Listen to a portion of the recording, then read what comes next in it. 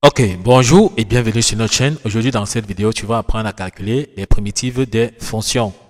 Par définition, c'est quoi une primitive? Une primitive, c'est une fonction dont la dérivée donne la fonction de départ. Comme ici, on a une fonction qui est f de x qui est égale à x carré. Si on dérive donc f' de x, ça va nous donner 2x. Donc la dérivée de x carré, c'est 2x. Ça veut dire que si on veut la primitive de 2x, on voit que sa primitive, c'est tout simplement donc x carré plus une constante. Ça veut donc dire que si on dérive x carré, qui est dans la primitive que nous avons vue ici, on a dans la dérivée de x carré, c'est donc 2, et la dérivée d'une constante, c'est 0. On a 2x, donc on voit qu'on obtient encore la fonction de départ. Donc c'est ça la primitive. Ok, donc nous allons expliquer ceci de la manière la plus simple possible à travers ces exercices, d'accord? Donc reste jusqu'à la fin de la vidéo pour ne rien manquer. Exercice, trouver la primitive des fonctions suivantes. Donc on a une série de fonctions ici que nous allons trouver. La primitive au cours de cette vidéo, on commence donc directement avec la première primitive. On veut donc la primitive de 10x puissance 4 dx. Il va falloir déjà maîtriser la formule qui dit que si on veut la primitive d'une fonction x puissance n, d'accord, la primitive c'est x puissance n plus 1 sur n plus 1 plus une constante. Donc il faut toujours mettre la constante ici lorsqu'on veut chercher dans la primitive. On appelle ça la constante d'intégration. Bon, lorsqu'on regarde dans notre fonction ici, on voit que notre n ici sera donc 4. On va donc appliquer tout simplement notre formule. On met donc 10 ici, en facteur tout simplement. D'accord? Le 10 c'est le coefficient. On aura donc x puissance n. On a vu que n c'est 4, donc on aura 4 plus 1 sur n plus 1, donc sur 4 plus 1. Plus la constante d'intégration comme on a dit. Donc on aura ici 10 facteur donc de x. 4 plus 1 c'est bien 5 sur 4 plus 1 qui est encore 5 plus la constante d'intégration. Constate ici qu'on peut diviser, on peut simplifier par 5. En divisant le dénominateur par 5, ça nous donne 1. En divisant dans le numérateur qui est 10, 10 divisé donc par 5, ça nous donne 2. On voit que la primitive sera donc 2x puissance 5 plus la constante d'intégration que nous avons vue tout simplement.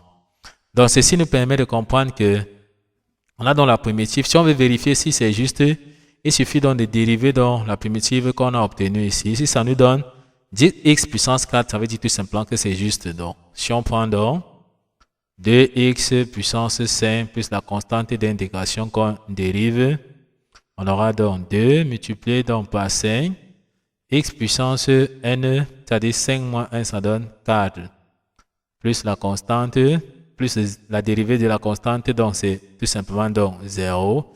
Donc on aura 2 fois 5, ça nous donne 10. Donc ça nous donne bien 10 x puissance 4, qui est dans la dérivée.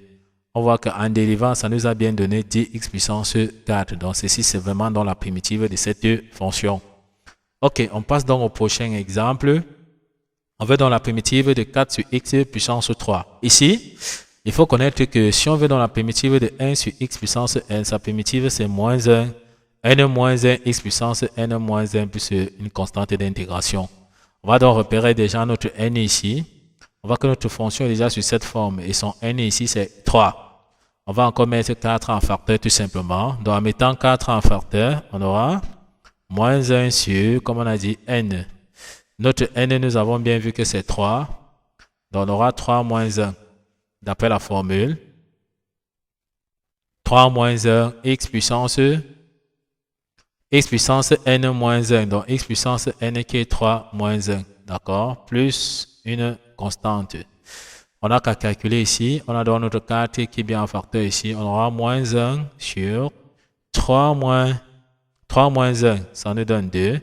On aura 2x puissance, donc 2, 3 moins 1, c'est bien 2. D'accord? Plus une constante d'intégration. Comme tout à l'heure, on constate qu'on peut simplifier le numérateur et le dénominateur. Donc, on peut simplifier par 2 ici. En simplifiant donc par 2, ça nous donne 1. En simplifiant ici par 2, ça nous donne 2. On peut donc dire que la primitive qu'on cherche ici, c'est tout simplement donc moins 2 sur x puissance 2 plus une constante. Donc voici donc la primitive que nous avons donc tout simplement donc trouvée. D'accord? Donc, on a donc notre primitive ici.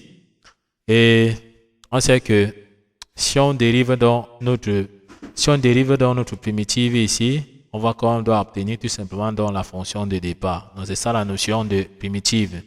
OK. On continue donc avec la troisième question ici. Cette fois-ci, on demande de trouver la primitive de exponentielle 3x d de x. Là également, il faut connaître dans la formule. Si on veut dans la primitive, d'accord, de exponentielle ax d de x, la primitive, c'est tout simplement 1 sur a exponentielle ax. Donc, on n'a qu'à identifier déjà notre a ici. On voit que notre a, c'est tout simplement donc 3. Donc, on aura donc 1 sur 3 exponentielle 3x plus une constante. Donc, en remplaçant, d'après notre formule ici, on aura donc 1 sur a. Notre a, c'est 3. Exponentielle a, on a vu que a ici pour nous, c'est 3x plus une constante. Maintenant, on peut donc vérifier aussi si on a trouvé. Il suffit donc de dériver. Donc, il suffit donc de prendre 1 tiers de exponentielle 3x plus une constante. Si on dérive donc ceci, on sait que la dérivée de exponentielle ax, c'est tout simplement a exponentielle ax. D'accord? C'est-à-dire que le a vient tout simplement ici. On dérive tout simplement ceci, on met à côté. Donc, ça veut dire que la dérivée de exponentielle 3x, donc, ça sera tout simplement donc 1 tiers facteur donc de 3 exponentielle 3x. D'accord? Plus 0 qui est dans la dérivée de la constante d'intégration. Le 3 et le 3 peuvent se simplifier. On voit que ça nous donne encore exponentielle 3x. On voit que ça nous donne la fonction de départ qui est exponentielle 3x. Donc, ceci, c'est bien sa primitive. On continue donc avec la prochaine question. Cette fois-ci, on veut donc qu'on trouve la primitive de cosinus 4x. D'accord? Ici, pour bien se repérer, nous avons donc tracé notre cercle trigonométrique ici. Voici l'axe des cosinus. Voici l'axe des sinus. Lorsque nous partons dans ce sens-ci, ce sont les primitives. D'accord? Lorsque nous descendons dans ce sens-ci, c'est tout simplement donc les dérivées. Ce qui veut dire que la primitive, tout simplement, donc de cosinus, c'est sinus x, tout simplement. Maintenant, il faut connaître la formule qui dit que si on veut la primitive donc de cosinus a d de x, nous avons vu que la primitive de cosinus c'est sinus, c'est tout simplement donc 1 sur a sinus ax plus la constante d'intégration. Donc ici, lorsqu'on identifie notre formule, on voit ici que notre a, c'est tout simplement donc 4. D'accord? Donc, la primitive de cosinus, on a vu que c'est sinus. Donc, ça veut dire que si nous appliquons ici, on aura tout simplement donc 1 sur a, donc c'est-à-dire 1 sur 4 sinus ax, c'est-à-dire 4x plus une constante, d'accord? Donc, voici tout simplement donc la primitive que nous avons rapidement trouvée. Si on dérive donc tout simplement donc sinus, on a vu que la dérivée de sinus c'est cosinus. D'accord? Si on dérive sinus 4x, ça va nous faire 4 cosinus 4x. Donc, on aura ici, si on dérive 1 quart de sinus 4x, la dérivée sera donc, si on dérive, on aura 1 quart qui est en facteur. La dérivée de 4x, c'est tout simplement donc 4. Donc, on aura 4. On a vu que la dérivée de sinus, on part dans ce sens, c'est cosinus. Donc, on aura cosinus 4x. On voit que les 4 et les 4 se simplifient. On voit qu'on a encore cosinus 4x. On voit qu'on obtient encore la fonction de départ. On continue donc rapidement. OK, cette fois-ci, on veut donc la primitive de sinus 3x d de x. D'après notre cercle trigonométrique ici, si on veut donc la primitive de sinus, on a vu qu'on part dans ce sens-ci. D'accord? Dans le sens anti-horaire, dans le sens trigonométrique. Donc maintenant, si on veut dans la primitive de sinus, on voit que c'est moins cosinus. C'est pour ça qu'on dit que la primitive de sinus ax d de x, c'est moins 1 sur a cosinus ax plus c. Donc ici, si on repère, il y a notre a ici. On voit que notre a, c'est tout simplement donc 3. En appliquant dans la formule, on aura donc moins 1 sur a, qui est donc 3, cosinus a, x. On a vu que notre a, c'est tout simplement donc 3. Donc 3x plus une constante. On a donc fini avec notre primitive tout simplement. Donc si on dérive encore ceci, ça nous donne encore sinus 3x. On continue de la même façon. On veut donc avoir la primitive de 5x. D'accord? On veut avoir la primitive de 5 ddx, dans la primitive de 5. Si on a donc la primitive d'une constante, donc si on veut la primitive d'une constante a, c'est tout simplement donc ax plus une constante. Donc ici, en regardant dans notre primitive, ici notre a sera donc quoi? On voit que notre a c'est tout simplement donc 5.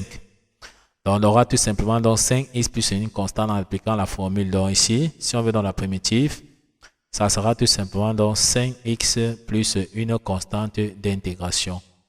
Pour le savoir, si on dérive 5x plus la constante, si on dérive tout simplement, on sait que la dérivée de x, c'est tout simplement donc 1.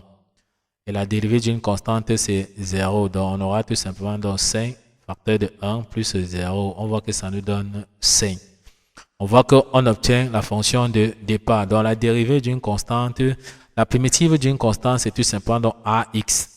Il suffit de prendre la constante et on met tout simplement donc x à côté. Ça nous donne donc la primitive.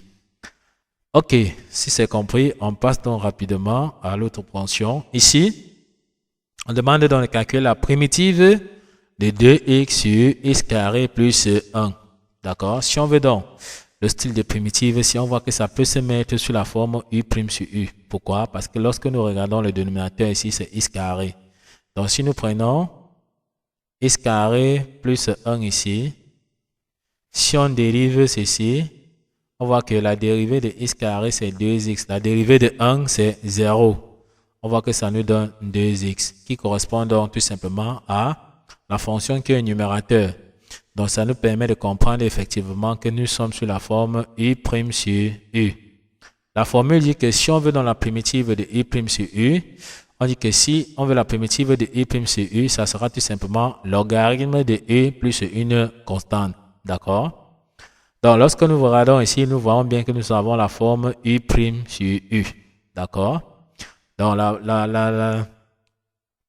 la primitive sera donc tout simplement donc égale, on applique tout simplement la formule, donc ça sera logarithme de u, donc valeur absolue de u, notre u, c'est tout simplement donc x carré plus 1.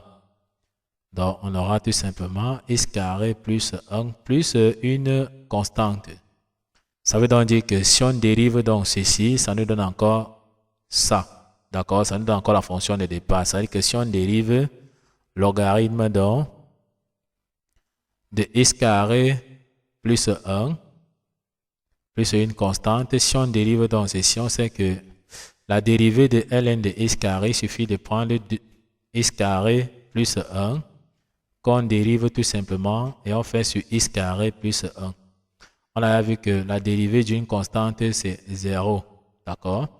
Donc en dérivant donc x carré plus 1, on sait que la dérivée de x carré c'est 2x, la dérivée de 1 c'est 0. Donc ceci nous permet de comprendre qu'on aura tout simplement 2x sur x au carré plus 1.